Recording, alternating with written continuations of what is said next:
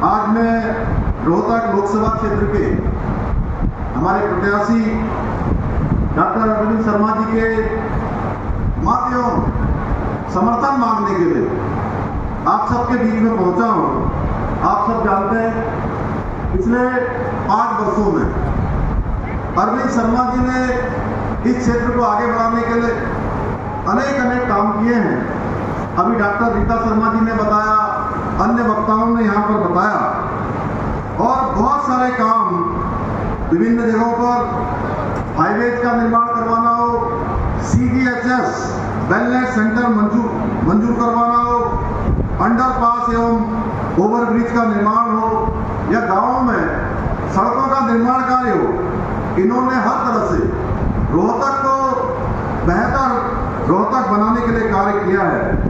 इसके अलावा डॉक्टर अरविंद शर्मा जी ने करोड़ों रुपए की लागत वाले रेलवे से जुड़े हुए विभिन्न कार्यों को भी मंजूर करवाने का अहम कार्य किया है। इन कार्यों को और तेजी से आगे बढ़ाना है। बहुत सारे काम अभी नए इस क्षेत्र में शुरू करवाने हैं, बहुत सारी नई योजनाएं यहाँ लानी है। इसलिए आज मैं आप सभी से अपील करता हूँ कि आगामी 25 मई को रोहतक लोकसभा क्षेत्र से भाई अरविंद शर्मा जी के कमल वाले फूल के बटन को दबाकर इनको भारी मतों से विजय बनाएं और हमारे प्रधानमंत्री मोदी जी को तीसरी बार प्रधानमंत्री बनाने में आप सभी अपना योगदान दें। इस लोकतंत्र के महायज्ञ में अपनी आहुति दें। भाइयों बहनों, मेरे बड़े बुजुर्गों, नौजवान साथियों, आप सभी जानते हैं कि पिछले 10 वर्षों में हमारे प्रधानमंत्री मोदी जी ने इस देश के लिए, इस देश के एक व्यक्ति के लिए, एक माता बहन के लिए उन्होंने तपस्या की है, अपने जीवन को लगाया है। एक पल भी उन्होंने विश्राम नहीं किया है, लगातार सतत रूप से काम करते रहे हैं। उसके कारण से आज भारत दुनिया के अंदर नए कीर्तिमान स्थापित कर रहा है। पिछले 10 वर्षों में आर्थिक रूप से, सामाजिक रूप से और वैज्ञानिक रूप से हर स्तर पर भारत तेजी से आगे बढ़ा है।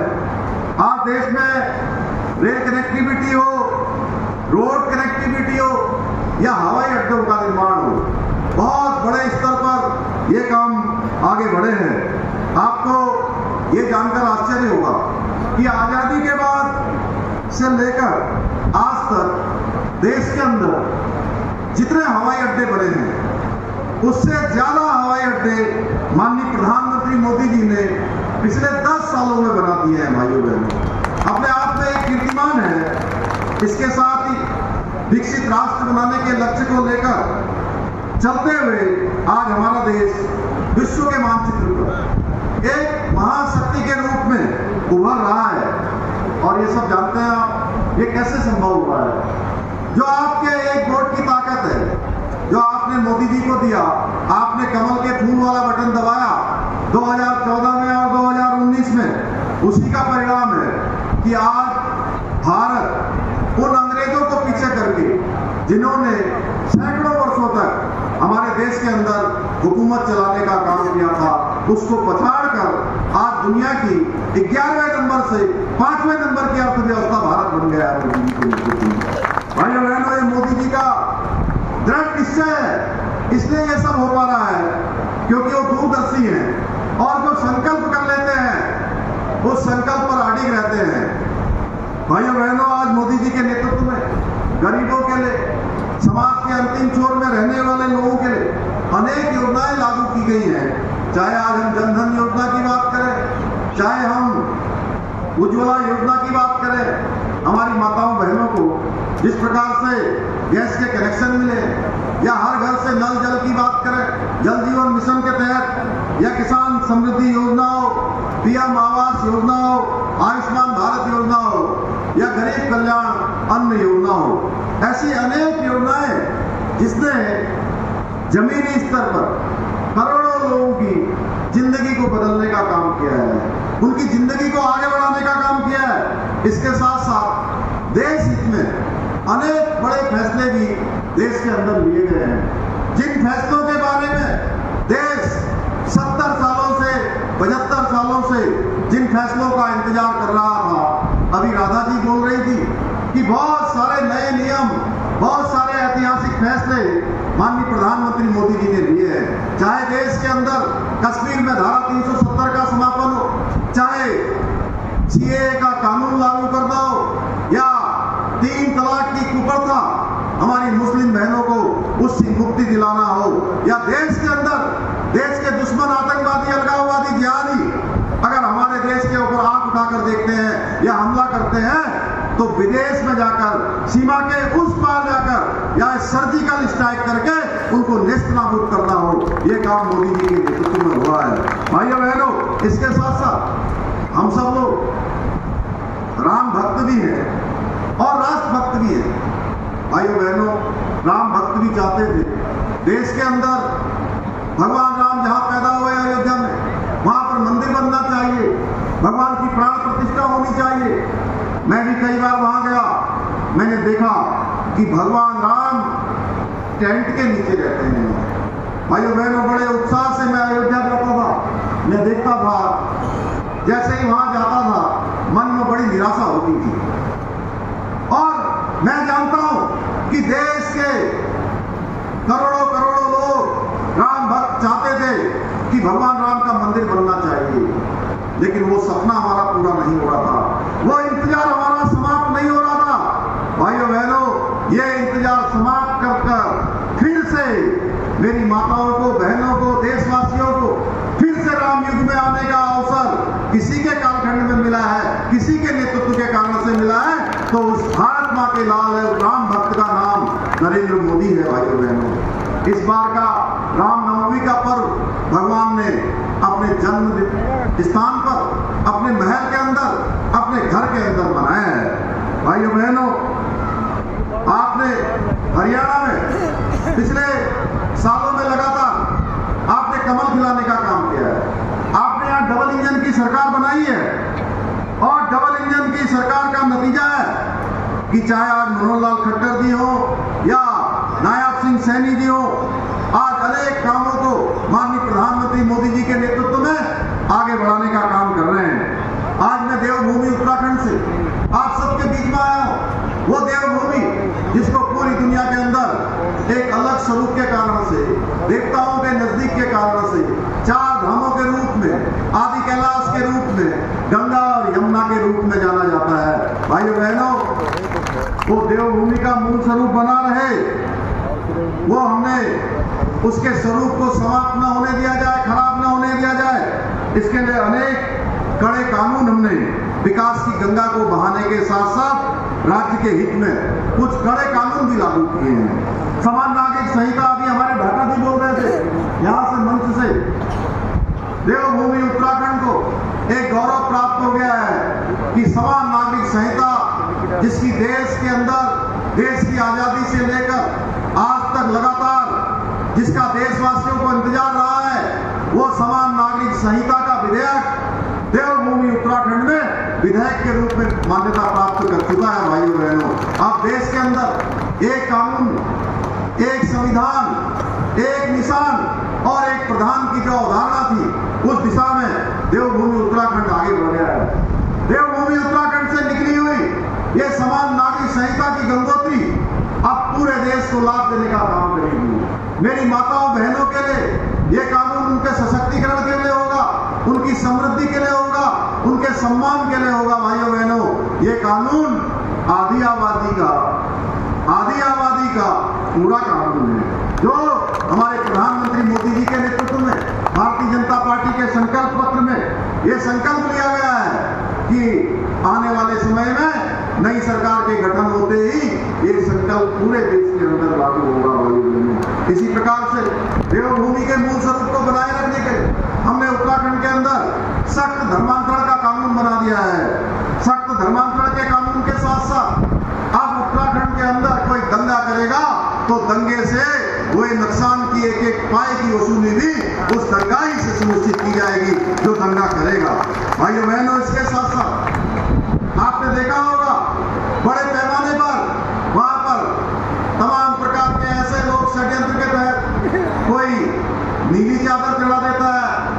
पीली चादर चढ़ा देता है और ऐसे धार्मिक प्रतीक बनाकर जिनमें कोई नीचे कुछ निकलता नहीं है। भाइयों बहनों, एक बड़े भूभाग पर इस प्रकार का अवैध कब्जा किया हुआ था, अवैध अतिक्रमण किया हुआ था। हमने एक संकल्प लिया है, मैं उत्तराखंड के मुख्य सेवक के नाते मैंने संकल्प ले रखा है कि उत्तराखंड के अंदर हम ये अवैध कब्जे नहीं होने देंगे, अतिक्रमण नहीं होने देंगे, यहाँ के मूल स्वरूप को खराब नहीं होने देंगे। हमने उस पर लैंड जिहाद के खिलाफ कार्रवाई करी भाइयों बहनों, और उस लैंड जिहाद के खिलाफ कार्रवाई करके 5000 एकड़ से भी ज्यादा जमीन हमने उत्तराखंड के अंदर मुक्त करवाई है। इसके साथ साथ महिलाओं का 30% आरक्षण भी हमने वहां पर सुनिश्चित किया है। नकल विरोधी कानून वहां पर लागू किया है। भाइयों बहनों, एक तरफ आज जहां अनेक काम भारतीय जनता पार्टी की सरकारें कर रही है, मोदी जी कर रहे हैं, देश को आगे ले जाने के लिए काम कर रहे हैं, और वहीं दूसरी तरफ जो कांग्रेस पार्टी है वो हमेशा की तरह इस चुनाव में भी परिवारवाद, भ्रष्टाचार और तुष्टीकरण की राजनीति कर रही है। भाइयों बहनों, आपको याद होगा 2014 से पहले, मोदी जी से पहले, मोदी जी के प्रधानमंत्री बनने से पहले किस प्रकार घपले हुआ करते थे, किस प्रकार घोटाले हुआ करते थे, ये हम सबको याद करना होगा भाइयों बहनों, कि घोटालों की लाइन लगी रहती थी। कांग्रेस राज में जनता की गाड़ी कमाई, हजारों करोड़ रुपए घोटाले के भेंट चढ़ जाया करते थे। लेकिन आज मोदी जी के आने के बाद पिछले 10 सालों में एक भी घोटाला नहीं हुआ, एक भी घपला नहीं हुआ, एक भी भ्रष्टाचार का मामला नहीं आया। क्यों नहीं आया? क्योंकि मोदी जी ने कहा है, उन्होंने प्रधानमंत्री बनते ही सबसे पहले कहा, ना मैं खाऊंगा ना मैं किसी को खाने दूंगा। भाइयों बहनों, इसलिए भ्रष्टाचार पर लगातार कार्रवाई की है। भाइयों बहनों, अपनी हार सुनिश्चित मानकर ये सारे भ्रष्टाचारी और ये परिवारवादी दल, ये तुष्टीकरण करने वाले दल, इन्होंने मिलकर एक गठबंधन बना लिया है जो किसी ठगबंधन से कम नहीं है। ये गठबंधन नहीं है, ये ठगी करने का गठबंधन है। और इसी इंडी गठबंधन का जो ये गठबंधन बना है, इनका केवल एक ही उद्देश्य है कि किसी तरह से सत्ता में आ जाए, किसी तरह से इनको कुर्सी मिल जाए, ताकि फिर से ये भ्रष्टाचार का खेल सकें, फिर से भ्रष्टाचार का ये खेल शुरू कर सकें। भाइयों बहनों, ये एक आम आदमी पार्टी है, एक आम आदमी पार्टी है हरियाणा में, कांग्रेस के साथ गठबंधन में है। और मैं पंजाब से आ रहा हूँ, कल मैं पंजाब में था, आज भी पंजाब में था, और पंजाब में ये दोनों पार्टियां एक दूसरे के खिलाफ चुनाव लड़ रही हैं, एक दूसरे को गालियां बक रही हैं। हरियाणा में गलवैया कर रही हैं, दिल्ली में गलवैया कर रही हैं। भाइयों बहनों, इसे आप ठगबंधन नहीं कहेंगे तो क्या कहेंगे बताइए? ये ठगबंधन है कि नहीं है, जरा बताइए जोर से। अरे मेरी माताओं बहनों को भी आ रहा है ना। देखिए, आप वो पंजाब में कह रहे हैं कि हम अलग अलग चुनाव में खड़े हैं, और हरियाणा में कह रहे हैं हम एक साथ हैं। यहाँ गलवैया कर रहे हैं, वहां एक दूसरे को गालियां दे रहे हैं। आखिर क्या समझते हैं लोग जनता को? ये हम लोगों को सोचना है। तो ये लोग एक दूसरे को भी ये ठगने में ही लगे हैं देश की जनता के लिए। भला ये क्या काम करेंगे भाइयों बहनों? आम आदमी पार्टी की तरह ही यहाँ जेजेपी भी एक पार्टी, मौकाप्रस्त पार्टी के रूप में हम सभी के सामने है।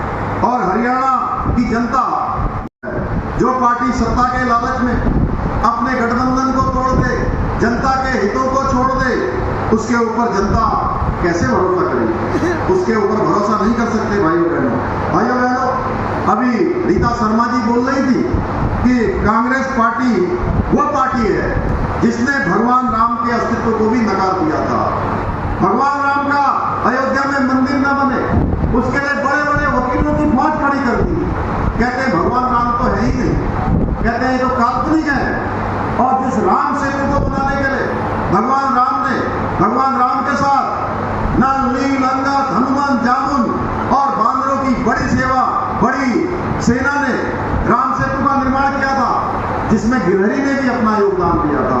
उस राम सेतु के बारे में भी कहते हैं कि राम सेतु भी काल्पनिक है। भाइयों बहनों, कांग्रेस ने कोर्ट में हलफनामा देकर कहा था कि रास्तों में राम कभी थे ही नहीं। इस प्रकार की बात करने वाले दशकों तक श्री राम मंदिर का और सनातन का विरोध करने के बावजूद भी इनके सारे पापों को माफ कर दिया करके प्रभु राम के प्राण प्रतिष्ठा कार्यक्रम का इन सबको माननीय प्रधानमंत्री मोदी जी के नेतृत्व में इन सबको निमंत्रण दिया गया कि आइए आप भी भगवान राम के दर्शन करिए, अपने पापों को मिटाइए, आइए प्रभु की शरण में आइए।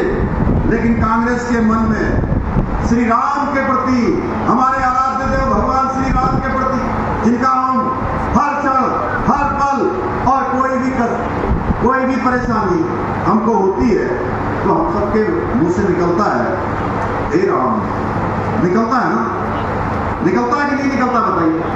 कोई परेशानी होती तो बोलते हैं राम राम, हम एक दूसरे से मिलते हैं तो भी राम राम बोलते हैं। अभी हम लोग मोदी जी की राम राम कर रहे हैं, मोदी जी ने भी हम सबके लिए राम राम भेजी है। तो भाइयों बहनों, उन भगवान राम के प्रति इनके मन में इतनी कुंठा थी कि उन्होंने प्राण प्रतिष्ठा के कार्यक्रम के नियमों को भी ठुकरा दिया और कहा कि हम प्राण प्रतिष्ठा के कार्यक्रम में भी सम्मिलित नहीं।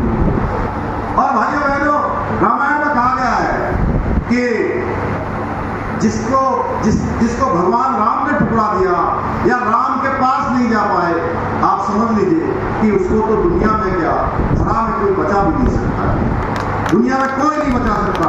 भाइयों बहनों, तुष्टिकरण की राजनीति करते हुए कांग्रेस आज इस हद तक गिर गई है कि अब वो विरासत में टैक्स लगा रही है। अगर आपने अपने घर में अपनी पूंजी करी है, अपनी कमाई करी है, आपने धन दौलत बनाई है, जमीन बनाई है, मकान बनाया है, तो कहते हैं हमारी सरकार आएगी तो हम इसको जब्त कर लेंगे और इसमें से आधा रख लेंगे, आधा एक वर्ग विशेष के लोगों को दे देंगे। ये कांग्रेस पार्टी विरासत टैक्स लगाने जा रही है और आपके मेहनत की कमाई को अपने एक चहेते वोट बैंक को दे देगी। भाइयों बहनों, इतना ही नहीं, इन्होंने आज अनेक राज्यों में जो ओबीसी का आरक्षण है, वो ओबीसी का आरक्षण भी इन्होंने एक वर्ग विशेष के लोगों को दे दिया है। लेकिन देश की जनता कांग्रेस के इस मंसूबे को कभी कामयाब नहीं होने देगी। भाइयों बहनों, मोदी जी कहते हैं सबका साथ, सबका विकास, सबका विश्वास, लेकिन कांग्रेस का एक ही लक्ष्य है कि मेरा और मेरे परिवार का विकास। अब मैं यही रोहतक लोकसभा में आ जाता हूँ, हरियाणा में हो, रोहतक में हो, यहाँ भी कांग्रेस पार्टी को केवल एक ही परिवार की याद चलती है। भाइयों बहनों, यहाँ कांग्रेस का कोई नेता चाहे कितनी भी मेहनत कर ले, लेकिन कांग्रेस की परिवारवादी ताकत है उसे कभी आगे नहीं बढ़ने देती है। आखिर क्या कारण है कि कांग्रेस पार्टी में इतने सारे लोग काम करते हैं, केवल एक ही परिवार की चलती है। कांग्रेस के लोग भी परेशान हैं। इसलिए रोहतक लोकसभा क्षेत्र की जनता ने पिछले चुनाव में बता दिया था कि वो परिवारवाद के नहीं बल्कि मोदी जी के विकासवाद के साथ है, मोदी जी के सबके साथ, सबके विकास के साथ है, सबके प्रयास के साथ है। आप सभी का आज ये उत्साह देखकर, जोश देखकर इस बार भी मुझे पूरा विश्वास है कि रोहतक की जनता परिवारवाद को नकार कर मोदी जी के विकासवाद को चुनेगी। भाइयों बहनों, ये क्षेत्र हमारा बहुत ही बड़े समाज सेवी स्वर्गीय ठाकुर जगमाल सिंह जी की धरती है, जो सर्व समाज को लेकर हमेशा साथ चलते थे। मैं उनको भी नमन करता हूँ। आज बहुत सारे लोग, आज जो लोग ऐसे देशद्रोही लोग हैं, जो देश को आगे बढ़ते हुए नहीं देखना चाहते, वो सारे के सारे इकट्ठा होकर मोदी जी को रोकना चाहते हैं। भाइयों बहनों, मोदी जी के रास्ते में रोड़े अटकाना चाहते हैं। इसलिए मैं आप सबसे निवेदन करने के लिए आया हूँ। आप सब लोगों ने राष्ट्रवाद को हमेशा प्राथमिकता दी है, आपने देश को हमेशा सर्वोपरि माना है, आपने समाज को सर्वोपरि माना है, आपने संस्कृति और संस्कारों को सर्वोपरि माना है, आपने हमेशा धर्म की रक्षा के लिए, आपका इतिहास रहा है कि अपने प्राणों का बलिदान करना स्वीकार किया है, लेकिन झुकना और रुकना स्वीकार नहीं किया है। उन सभी कामों को आज मोदी जी के नेतृत्व में आगे बढ़ाने का काम हो रहा है। भाइयों बहनों, अरविंद शर्मा जी ने पिछले चुनाव में जीतने के बाद लगातार यहाँ पर काम किया है, जबकि जो लोग यहाँ खड़े हैं दूसरे को, उनके पूरे परिवार का हरियाणा में जब शासन रहा है, अनेक घोटाले उन्होंने किए हैं। मानसेर में जमीन का घोटाला हुआ, बाड्रा लैंड की डील हुई।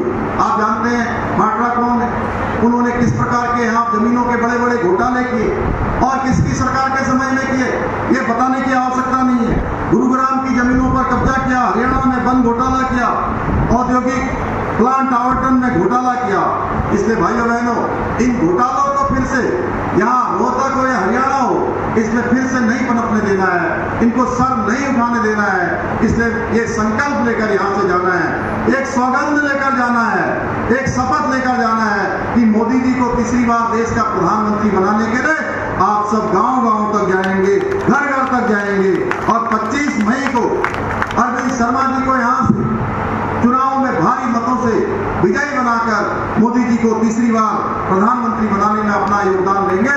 इतना ही निवेदन करते हुए, आप सबका धन्यवाद करते हुए, आप सबको प्रणाम करते हुए मैं अपनी बात समाप्त करता हूँ। बहुत बहुत धन्यवाद। जय हिंद, जय भारत, भारत माता की।